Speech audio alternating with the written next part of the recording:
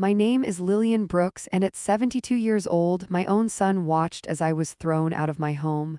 He didn't shout. He didn't stop it. He just stood there like I didn't matter anymore. The night it happened, I was sitting in my living room, the same room where I had spent the last 40 years of my life. The same carpet where my son had taken his very first steps. The same walls that had held every birthday, every Christmas, every quiet moment in between. And yet, that night, it didn't feel like my home anymore.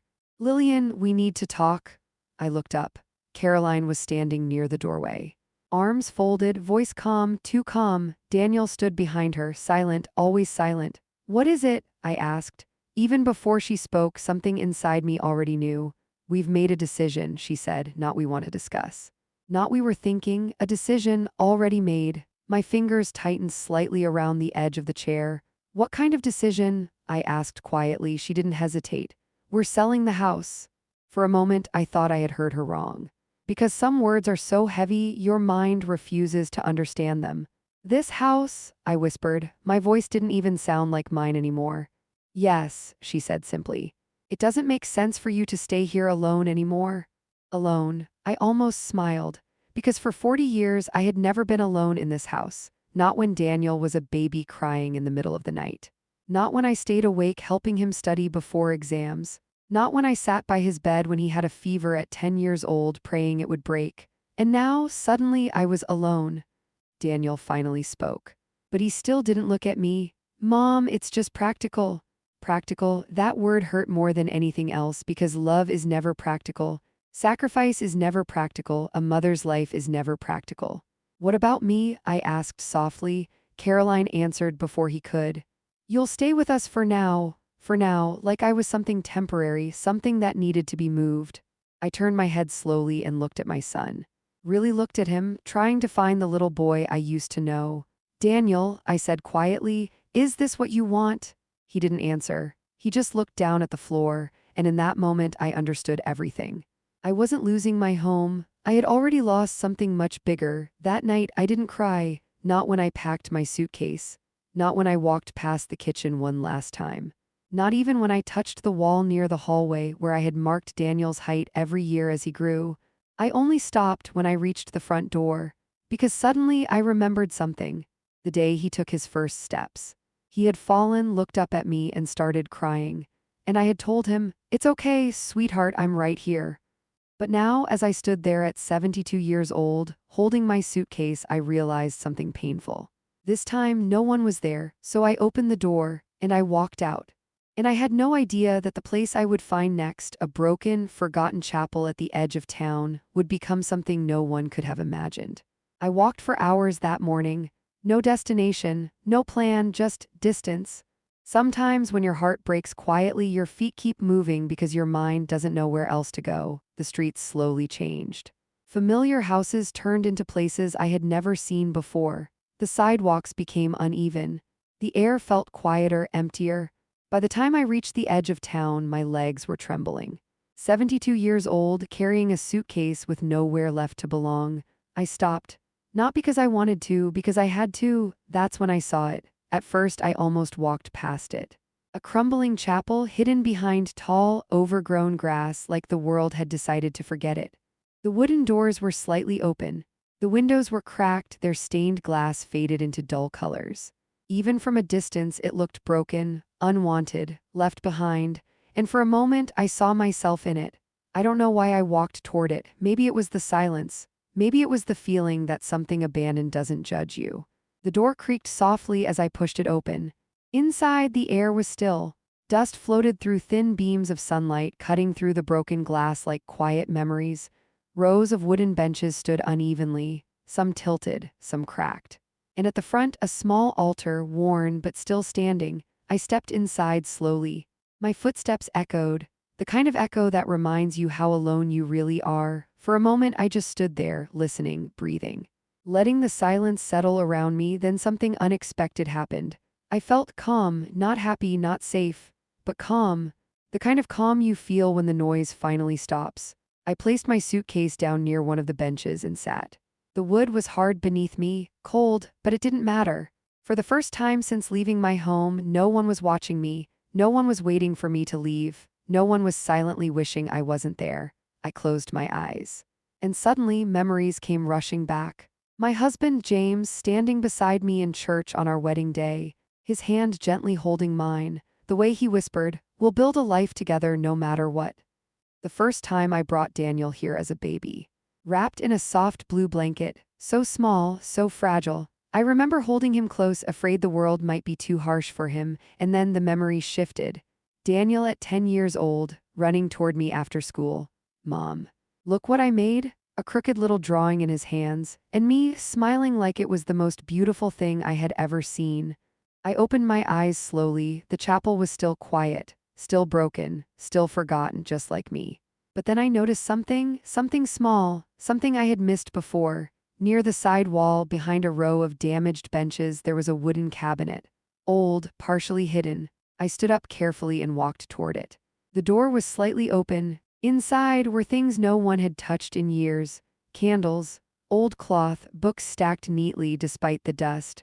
But that wasn't what caught my attention. At the very bottom was a small locked box. My heart began to beat faster, not from fear, from something else. Something I hadn't felt in a long time, curiosity.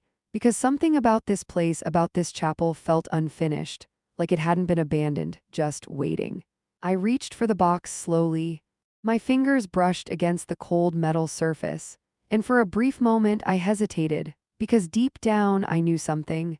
Whatever was inside that box wasn't just going to change this place. It was going to change me. And for the first time since I lost everything, I felt something rise quietly inside my chest. Not hope, not yet, but something close to it. For a moment, I just stood there holding the small metal box. The chapel was completely silent. No wind, no sound, just the faint echo of my own breathing. At 72 years old, life doesn't usually surprise you anymore. But something about that box felt like a turning point. I looked around slowly. No one was there. No one had been there for a long time. Whatever this place had once been, the world had already forgotten it. Which meant whatever I was about to discover was meant only for me. I opened the box. Inside were three things: a folded letter, a small bundle of keys, and a worn envelope sealed with care. My hands trembled slightly as I picked up the letter. The paper was old, but not fragile. Someone had preserved it. Someone had cared enough to make sure it would last. I unfolded it slowly. The handwriting was elegant, steady, intentional. "To whoever finds this chapel," I stopped, read it again, then continued. "If you are here, it means life has brought you to a place of silence. This chapel was built for people who had nowhere left to go." My chest tightened.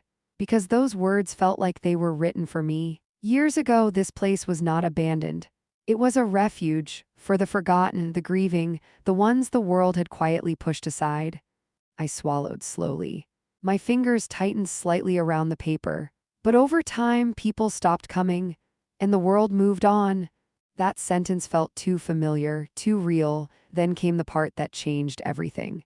"If you are reading this, then perhaps it is time for this place to live again." I felt something shift inside me, a quiet, steady feeling. The letter continued. "Inside this box are the keys to the chapel, and the documents that keep it from being taken or sold. It was left this way so that one day someone who truly understands what it means to be forgotten could bring it back to life." My eyes filled with tears. Not from sadness, from something deeper, recognition. For the first time since I lost my home, I didn't feel like something that had been discarded. I felt chosen. I looked around the chapel again. The broken benches, the cracked windows, the dust, the silence, and suddenly I didn't see something abandoned anymore. I saw something waiting. That night I didn't leave. The next morning I started cleaning, slowly, painfully, carefully. At 72 years old, every movement took effort. My back ached, my hands trembled, my legs grew tired faster than they used to, but I kept going. Because for the first time in years, I had a reason to. Days turned into weeks. I repaired what I could, cleaned what I couldn't repair, opened the windows, let the light come back in. I didn't have much money, but I had time, and I had something far more important: purpose. One afternoon, something unexpected happened. A woman stepped inside the chapel. She looked around nervously, like she wasn't sure if she was allowed to be there. "I'm sorry," she said softly. "I didn't know anyone was using this place." I smiled gently. "You're not interrupting," I said. She hesitated, then sat down quietly on one of the benches. I just needed somewhere quiet, she whispered. I nodded. I understand. And in that moment, I realized something powerful. This place was already becoming what it was meant to be again. Weeks later, more people came. Not crowds, not noise, just people. Quiet people, broken people, tired people, people like me. No one asked questions. No one judged. No one told anyone they didn't belong. And slowly, without planning it, without forcing it, the chapel came back to life. Not as it was before, but as something new. A place where people could sit, breathe, remember, heal. Months later, someone from town came to see it. They stood in the doorway, looking around in disbelief. This place was abandoned, they said. I smiled softly. It was, I replied. They looked at me, then back at the chapel. What did you do here? They asked. I paused for a moment, then answered honestly. I didn't create anything new. I looked around the room, at the light, at the quiet, at the people sitting peacefully on the benches. I just gave it a reason to live again. That evening, I sat alone in the front row, the same place I had stood when I first walked in with nothing but a suitcase. But I wasn't the same person anymore. Because sometimes losing everything is the only way to find what you were meant to build. And at 72 years old, I finally understood something simple. A home isn't the place you're given, it's the place you create.